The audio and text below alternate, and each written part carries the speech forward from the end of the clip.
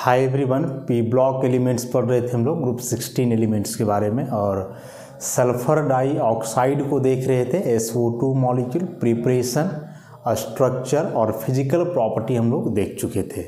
आज sulphur dioxide का chemical properties, कुछ इम्पॉर्टेंट केमिकल रिएक्शंस देखेंगे हम लोग। तो केमिकल प्रॉपर्टीज,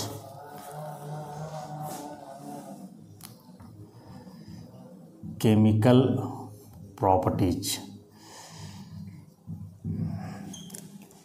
केमिकल प्रॉपर्टीज में सबसे पहला आता है एसिडिक नेचर। ऑक्साइड्स में हम लोग देखे थे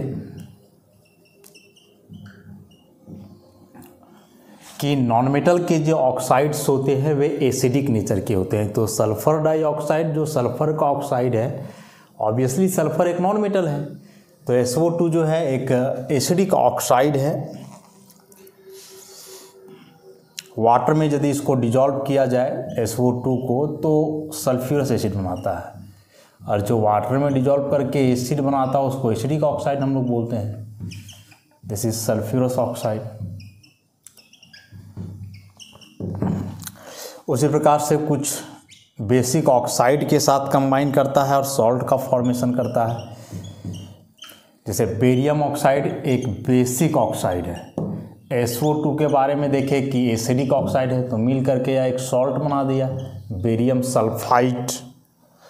उसी प्रकार से कोई अल्कली हो, 2NaOH SO2 तो बनता है Na2SO3 + H2O, मतलब E बेस हुआ, E यहाँ एसिड हुआ, मिल करके दोनों क्या बनाया, सॉल्ट और वाटर बना दिया।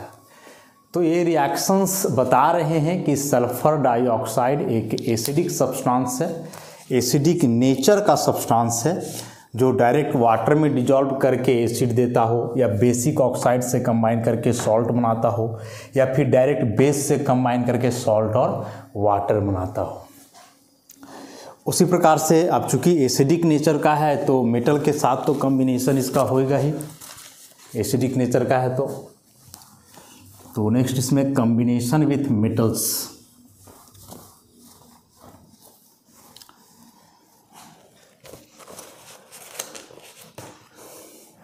Second number reaction with metals.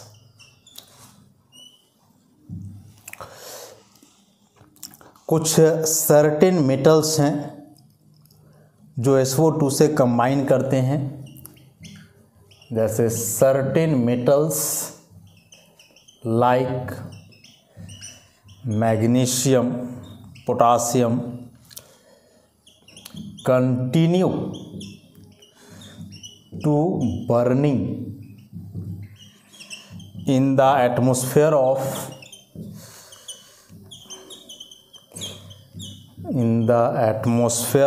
SO2। जैसे मैग्नीशियम को आप सल्फर डाइऑक्साइड से कंबाइन करवाओगे तो यह बर्निंग मतलब जल करके मैग्नीशियम ऑक्साइड और मैग्नीशियम सल्फाइड बनाता है। उसी प्रकार से पोटासियम को कंबाइन करवाओगे तो यह पोटासियम सल्फाइड और पोटासियम थायोसल्फाइड बनाता है। ऐसा तो सर्टेन मेटल में मतलब जो बहुत ज़्यादा एक्टिव मेटल है, उसमें से भी सारे नहीं, कुछ सेलेक्टिव मेटल हैं। मोस्टली मैग्नीशियम और पोटासियम के बारे में बताया जा रहा है, जो सल्फर डाइऑक्साइड से कंबाइन करेंगे तो बर्न करते हैं, रेस्पेक्टिव ऑक्साइड बनेगा इस केस में, और यहाँ जो है सल्फाइड का फॉर्मेशन हो रहा है। तो मेटल का रिएक्शन कुछ खास इंपॉर्टेंट नहीं है एग्जामिनेशन पॉइंट ऑफ व्यू से। कुछ कॉम्बिनेशन रिएक्शंस हैं जिसमें सल्फर डाइऑक्साइड डायरेक्ट कंबाइन करता है और प्रोडक्ट का फॉर्मेशन करता है। तो कुछ सर्टेन कॉम्बिनेशन रिएक्शन की बात करेंगे हम लोग। कॉम्बिनेशन रिएक्शन जैसे सल्फर डाइऑक्साइड को ऑक्सीजन गैस से कंबाइन करवाओगे वैनेडियम पेंटाऑक्साइड के साथ या प्रेजेंस में, तो सल्फर ट्राईऑक्साइड बनता है। डायरेक्ट कम्बिनेशन है, सल्फर का ऑक्सीडेशन हो जाएगा यहाँ पे। उसी प्रकार से सल्फर डाइऑक्साइड को क्लोरीन मॉलिक्यूल से कंबाइन करवाओगे चारकोल के प्रेजेंस में। चूँकि SO2 और Cl2 दोनों गैसेस हैं तो चारकोल वहाँ एक सरफेस प्रोवाइड करेगा इस गैस के एड्जॉर्प्शन के लिए, और एड्जॉर्प्शन के बाद जो है दोनों का कम्बिनेशन होगा और प्रोडक्ट बनेगा सल्फ्यूराइल क्लोराइड। सल्फ्यूराइल क्लोराइड का फॉर्मेशन होगा। उसी प्रकार से sulphur dioxide hydrogen sulphide gas से भी कंबाइन करता है और H2O और सल्फर का फॉर्मेशन होता है। तो यह सेकेंड रिएक्शन काफ़ी इंपॉर्टेंट है। सल्फर डाइऑक्साइड क्लोरीन मॉलिक्यूल से डायरेक्ट कंबाइन करके सल्फ्यूराइल क्लोराइड का जो है फॉर्मेशन करता है। या सल्फ्यूराइल क्लोराइड एक टेट्राहेड्रल मॉलिक्यूल है, ऐसा इस प्रकार से टेट्राहेड्रल मॉलिक्यूल है।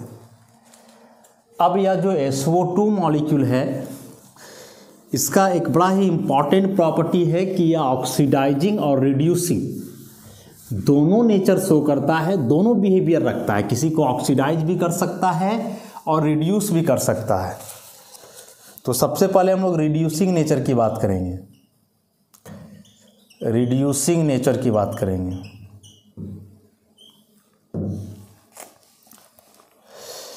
बोल रहा है कि the aqueous solution of SO2 acts as a reducing agent.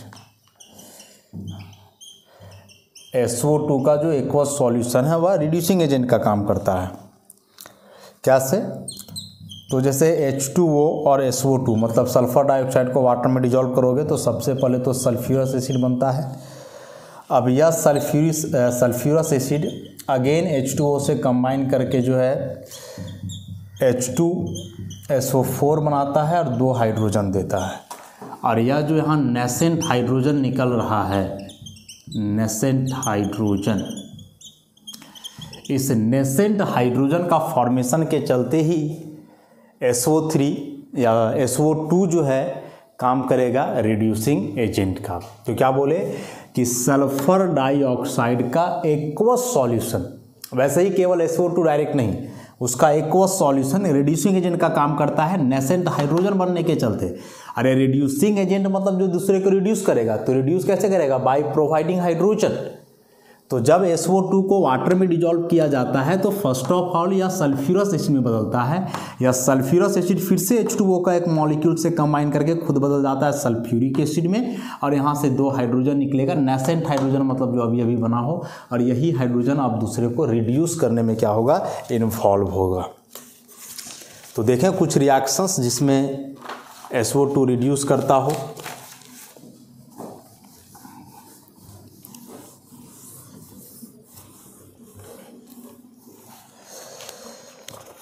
तो जैसे क्लोरीन के साथ reaction Cl2 plus SO2 plus 2H2O, तो यह बदलता है H2SO4 प्लस 2HCl में। इस रिएक्शन को आप ऐसे भी लिख सकते हो, जो इसका मेन रिएक्शन था वो कैसे था? ये था कि SO2 और 2H2O मिल करके बना रहे थे H2SO4 और दे रहा था 2 हाइड्रोजन। अब वही 2 हाइड्रोजन क्या करेगा कि Cl2 से कंबाइन करके बना देगा 2HCl। जोड़ोगे तो ओवरऑल वही वाला ऊपर वाला इक्वेशन आएगा। तो यहाँ क्लोरीन का ऑक्सीडेशन नंबर 0, यहाँ हो गया -1, तो ऑक्सीडेशन नंबर घट गया, मतलब उसको रिड्यूस कर दिया। सल्फर का यहाँ ऑक्सीडेशन नंबर +4 और यहाँ हो गया +6, तो ऑक्सीडेशन नंबर बढ़ गया, मतलब खुद क्या हुआ? ऑक्सीडाइज हो गया। ऐसा सल्फर का ऑक्सीडेशन नंबर +4 से +6, तो खुद का ऑक्सीडेशन हुआ। क्लोरीन का 0 से -1, तो इसका क्या हो गया? रिडक्शन हो गया। तो यहाँ हम लोग ऐसे बोलेंगे कि SO2 जो है Cl2 को रिड्यूस कर दिया Cl- में, ऐसा। तो यहाँ हो गया, चूँकि इसका खुद का रिडक्शन हो रहा है तो ऑक्सीडाइजिंग एजेंट, इसका खुद का ऑक्सीडेशन हो रहा है तो रिड्यूसिंग एजेंट। तो यह रिएक्शन बता रहा है कि कैसे SO2 यहाँ रिड्यूसिंग एजेंट का काम किया। जो Cl2 को रिड्यूस कर दिया किस में, Cl- में। ऐसे कई रिएक्शंस हैं।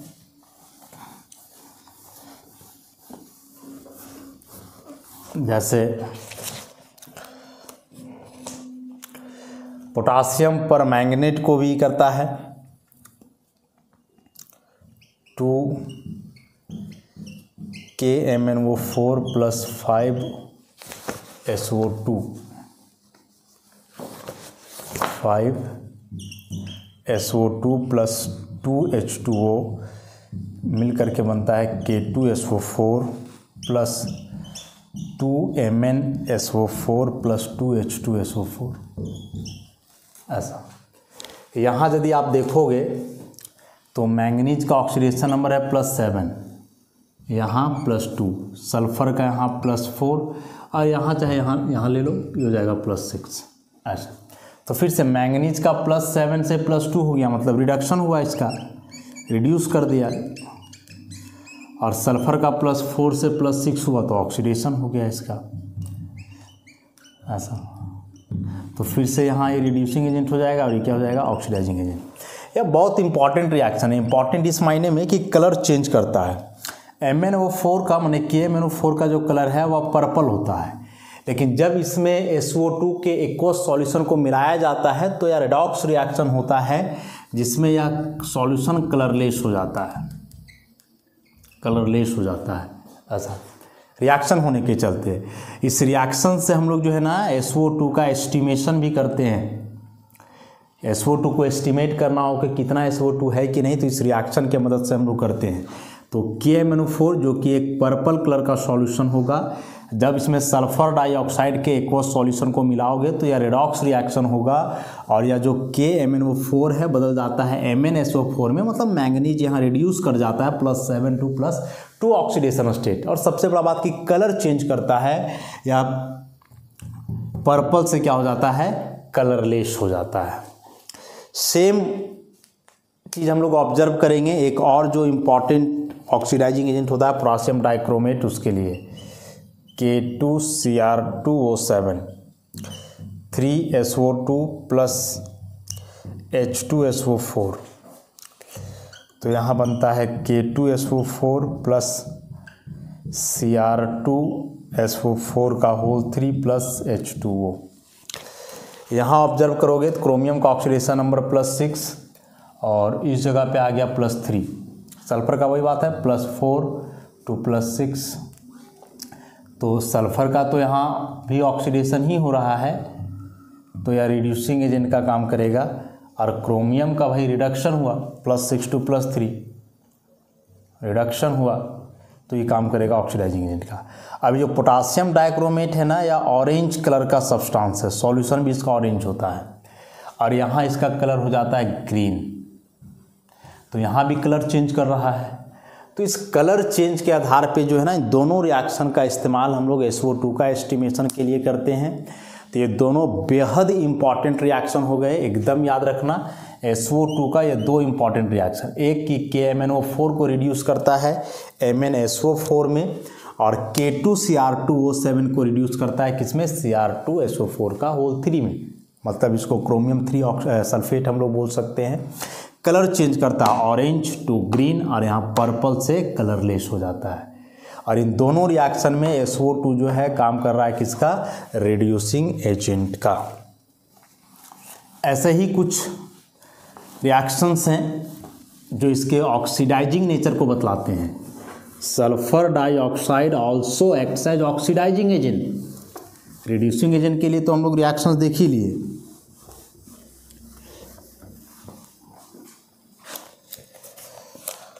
तो ऑक्सीडाइजिंग नेचर, ऑक्सीडाइजिंग नेचर। अब बोलोगे कि यार SO2 आखिर दोनों का काम क्यों किया, रिड्यूसिंग एजेंट का भी काम कर रहा है, ऑक्सीडाइजिंग एजेंट का भी काम कर रहा है, क्यों? क्योंकि सल्फर का जो यहाँ ऑक्सीडेशन स्टेट है +4 वह इंटरमीडिएट है।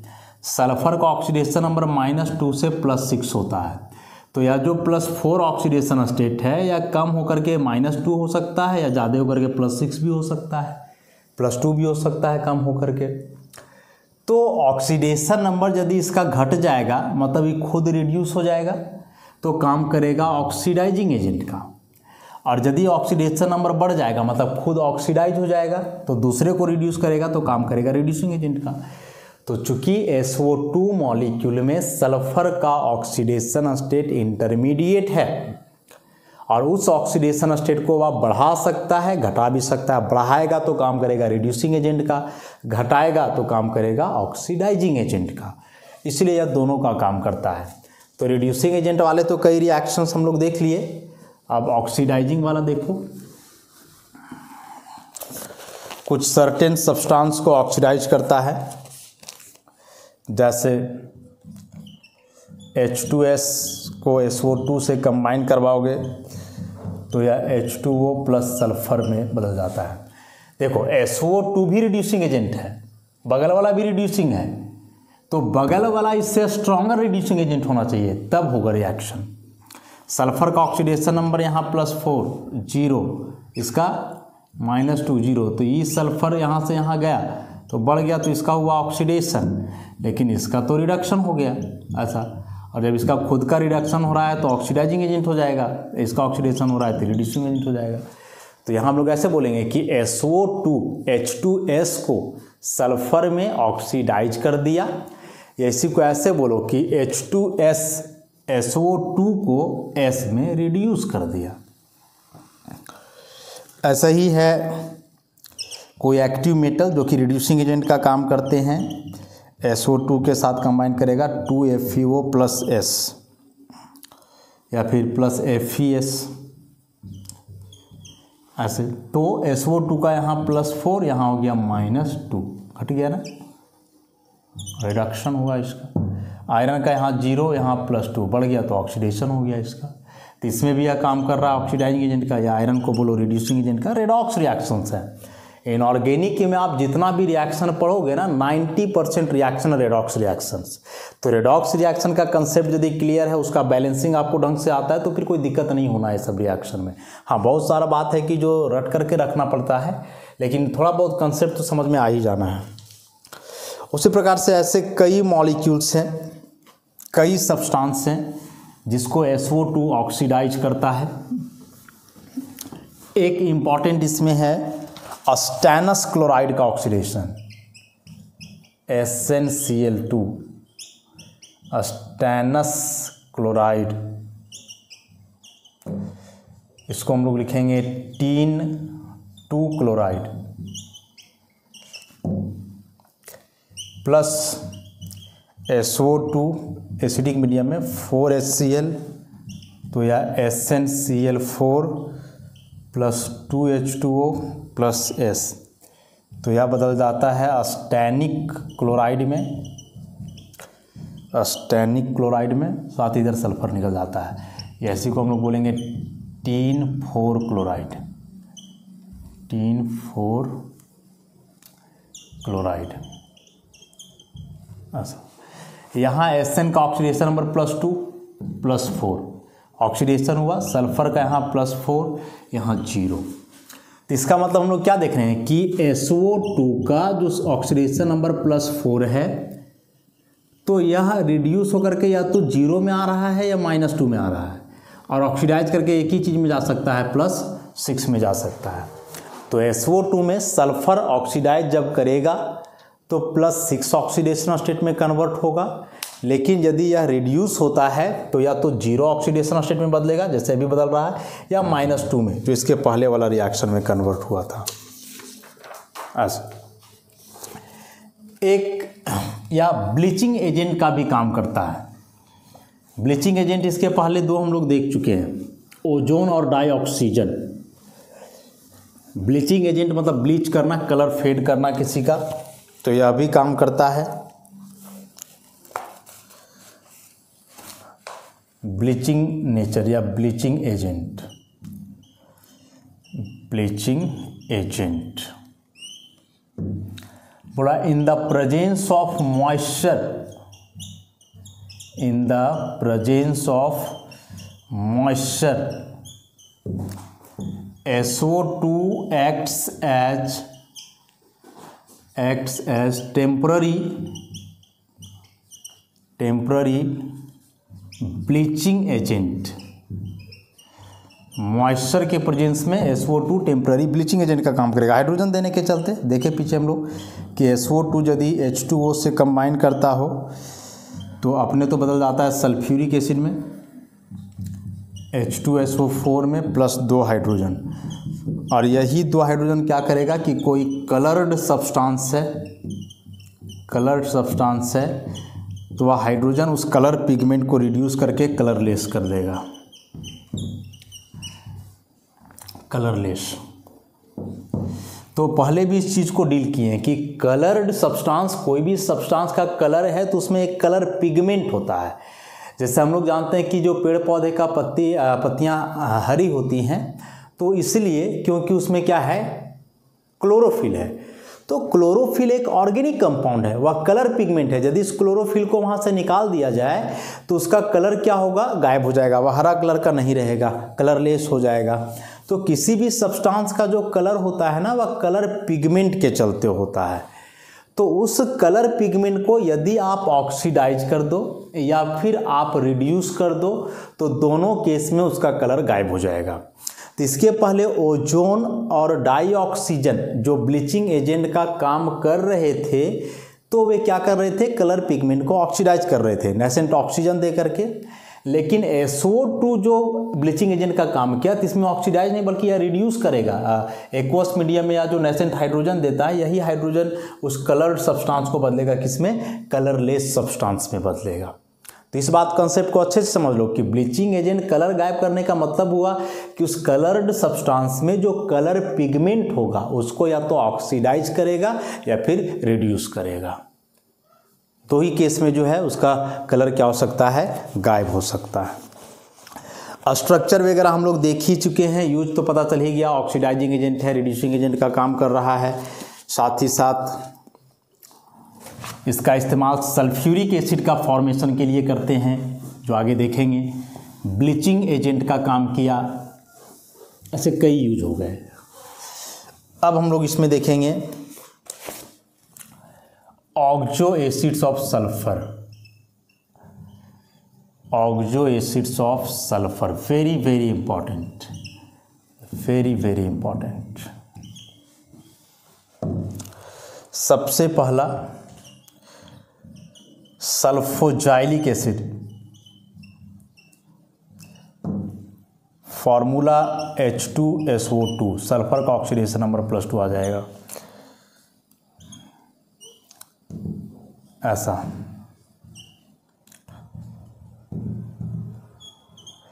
एंगुलर शेप है, एंगुलर शेप का 2 OH है तो बेसिसिटी क्या हो जाएगा, इसका बेसिसिटी क्या हो जाएगा 2।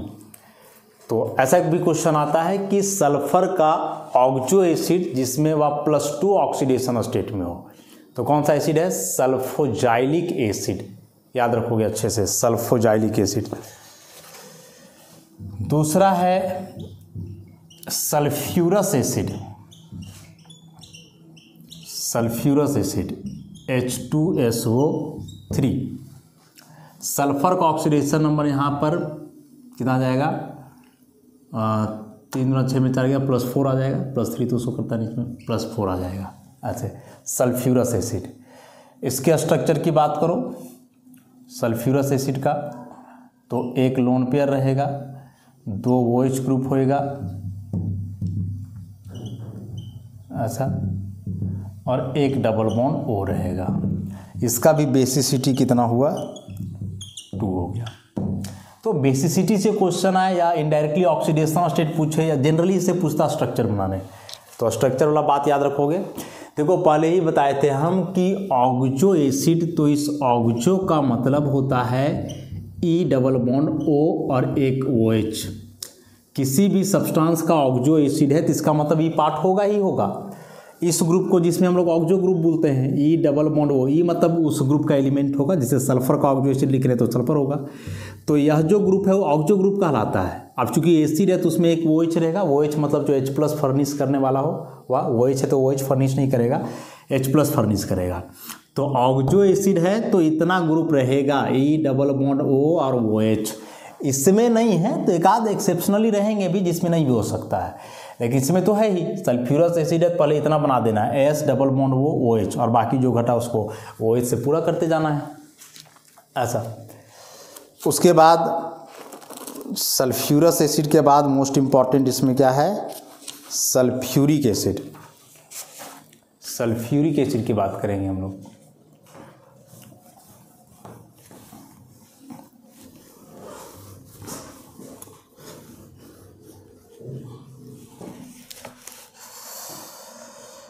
Sulphuric acid H2SO4 sulphur +6 oxidation state में है। कैसे बनाओगे स्ट्रक्चर, तो इतना तो आपको रखना है S डबल बॉन्ड OH, बाकी मिला करके देखो, सल्फर का सल्फर हो गया, 4 ऑक्सीजन में 2 बन गया, 2 हाइड्रोजन में 1 बना, तो बाकी अब क्या बच रहा है, तो बाकी बच रहा है एक OH दिखाओगे और एक डबल बॉन्ड O दिखाओगे, हो गया। इसका भी बेसिसिटी कितना हो जाएगा, 2। उसी प्रकार से अगला है peroxo sulphuric acid. Peroxo sulphuric acid formula H2SO5, इसी को हम लोग बोलते हैं कैरोज एसिड। इसी को हम लोग क्या बोलते हैं, कैरोज एसिड। सल्फर का ऑक्सीडेशन नंबर यहाँ +6 ही होगा, वैसे निकालोगे तो +8 आएगा, लेकिन किसी भी एलिमेंट का ऑक्सीडेशन स्टेट तो उसके नॉर्मल वैलेंस इलेक्ट्रॉन से ज़्यादा हो नहीं सकता है, तो नहीं होगा, क्योंकि यहाँ पर ऑक्साइड बॉन्ड होने वाला है। तो बनाओ S, ऐसा एक OH बना दिए, तो अब दिखाना होगा ऐसा और एक ऐसा, तो ये जो ऑक्सीजन के बीच सिंगल बॉन्ड है, दिस इज परऑक्साइड बॉन्ड, इसलिए परऑक्सो लगा हुआ है। परऑक्साइड में ऑक्सीजन का ऑक्सीडेशन नंबर -1, नॉर्मल ऑक्सीजन का -2, OH वाला का -1, इसका -2, तो अगल बगल -6 हुआ, इसलिए इस पर कैसा चार्ज आएगा, +6। बेसिसिटी की बात करेंगे हम लोग, 1 होगा। बेसिसिटी कितना हो जाएगा, 1। इस OH को जो है डायरेक्ट हम लोग नहीं कंसिडर करते हैं बेसिसिटी के रेंज में,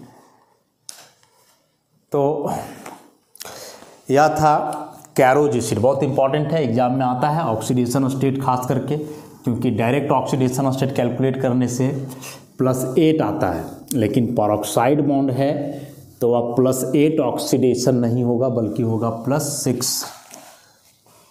उसके बाद thiosulphuric acid. Thiosulphuric acid H2S2O3 +2 oxidation state. कैसा स्ट्रक्चर होगा, तो थायो का मतलब होता है सल्फर, तो सल्फ्यूरिक एसिड में एक डबल बॉन्ड O को हटा करके सल्फर ले आना है।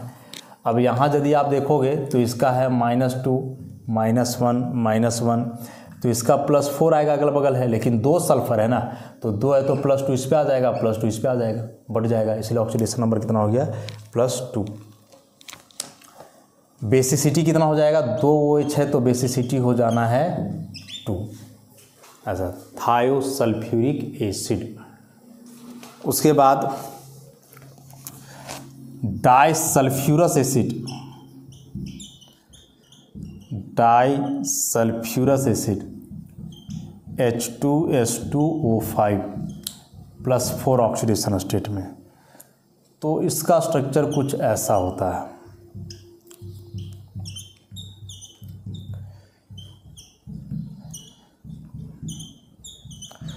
लोन पेयर आप अपने मन से दिखा ही सकते हो, ऑप्शन पे 2 लोन पेयर बचता है ऐसा।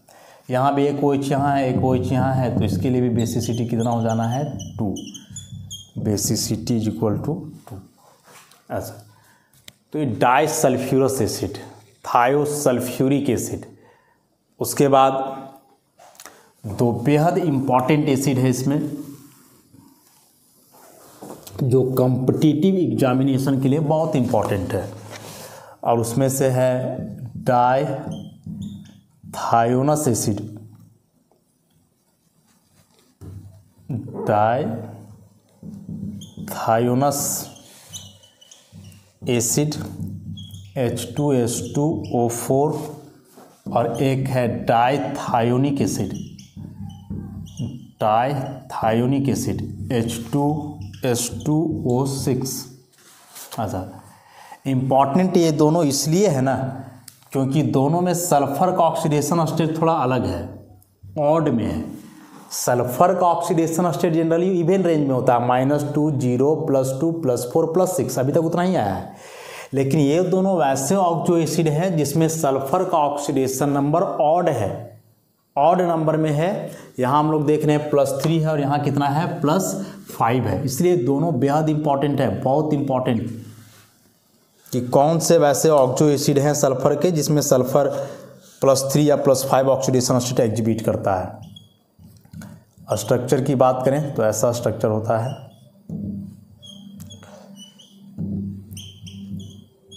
ऐसा AB डाइबेसिक एसिड हुआ, बेसिसिटी 2 है। इसका बनाओगे लोन पेयर की जगह बस O दे देना है। ऐसा OHS, ऐसा बहुत इंपॉर्टेंट है ये दोनों ऑड ऑक्सीडेशन स्टेट वाले एसिड सल्फर के। और दो लास्ट,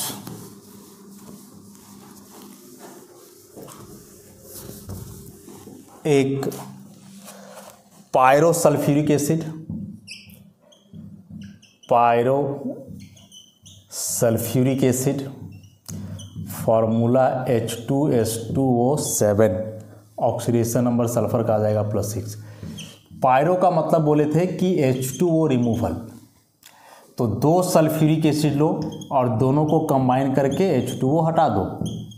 ऐसा एक और लो, पायरो का मतलब कि H2O हटा हुआ रहेगा, तो पायरो सल्फ्यूरिक का मतलब 2 सल्फ्यूरिक एसिड कंबाइन करेंगे with the removal of H2O molecule, तो ऐसा बन जाएगा इस प्रकार से OHO, फिर S, डबल बॉन्ड O और यहाँ भी हो जाएगा OH। This is pyrosulphuric acid, pyrosulphuric acid. ऐसा, तो इस पायरो वर्ड का मतलब आप याद रखना रिमूवल ऑफ H2O।